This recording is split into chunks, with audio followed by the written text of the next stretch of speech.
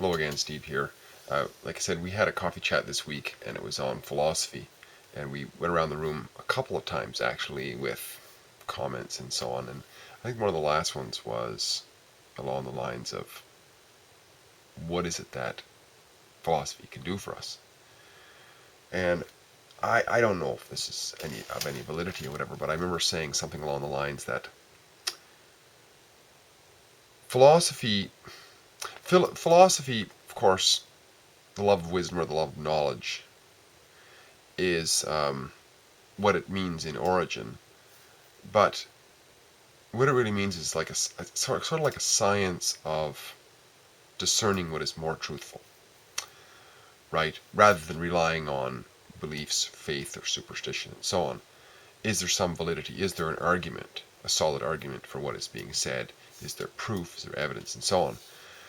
And therefore, I guess we could say that it's a little more accurate to say that philosophical rigor can help us to weed out what is not true more often than what is true.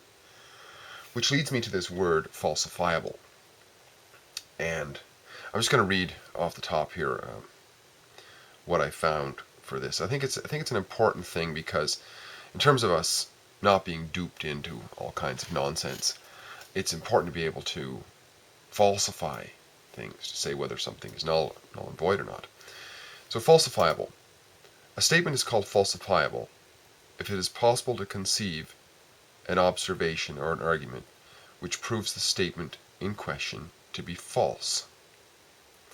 In this sense, falsity is synonymous with nullity, meaning not to commit a fraud, because not necessarily committing a fraud, but shows it to be false.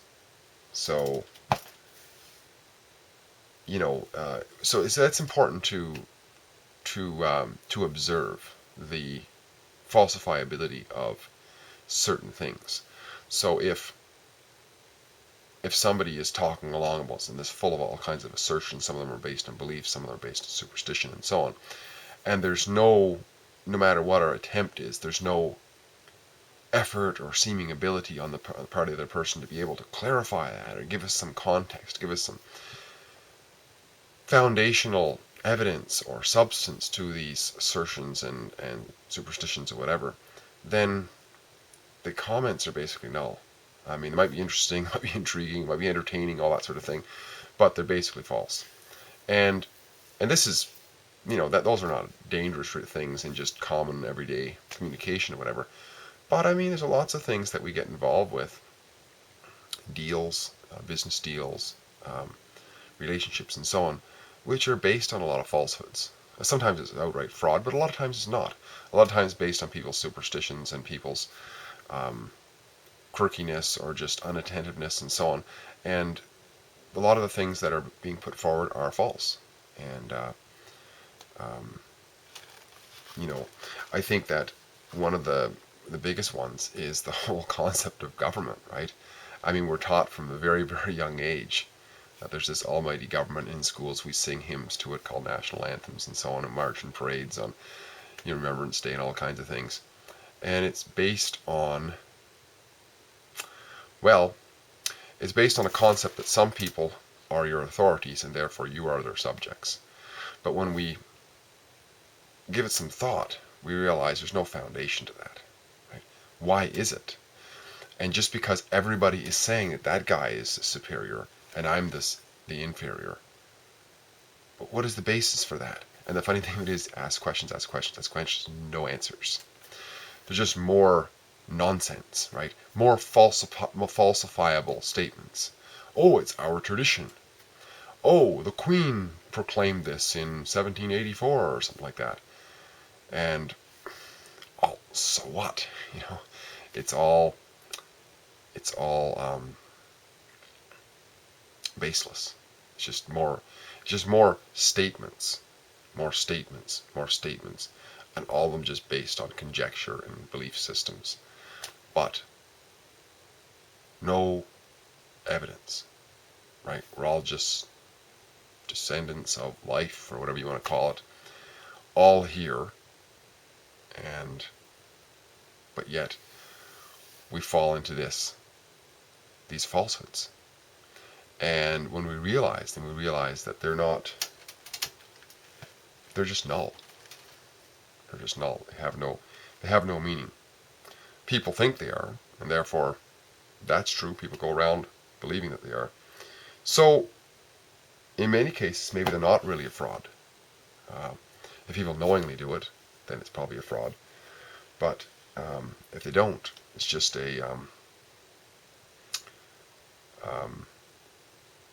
so a statement is called a falsifiable if it is possible to conceive an observation or an argument which proves the statement in question to be false.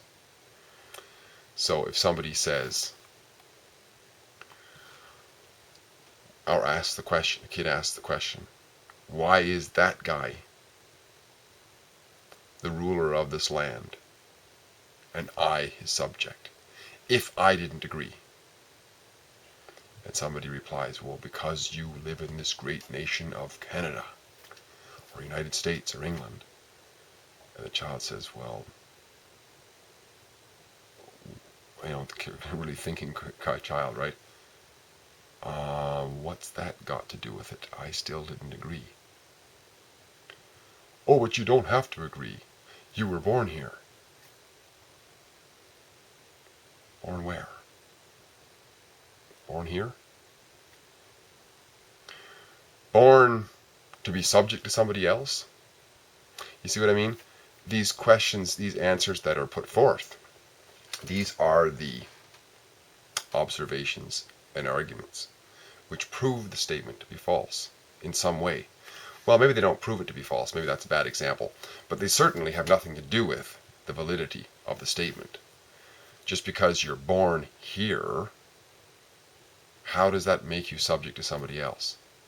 I know I'm thrashing out this whole government thing again, but it's a good one to ask, right? Because the whole statement of government is your authority is falsifiable, because on observance of it and on listening to the arguments, they never come out and verify it. In fact,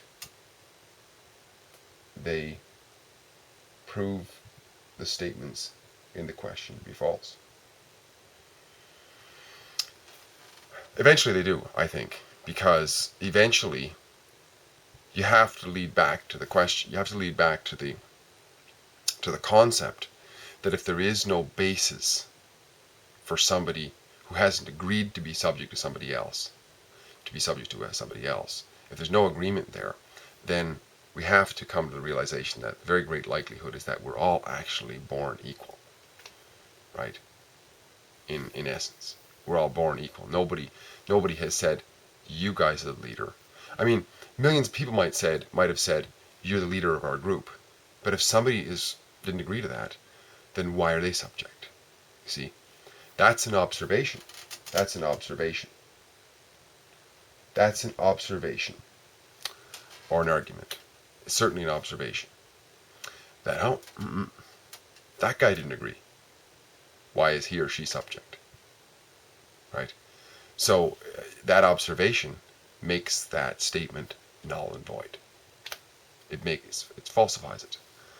So, and there's lots of things that we go on in life just out of complete conjecture and act as though it's true, but it's actually null. It's false.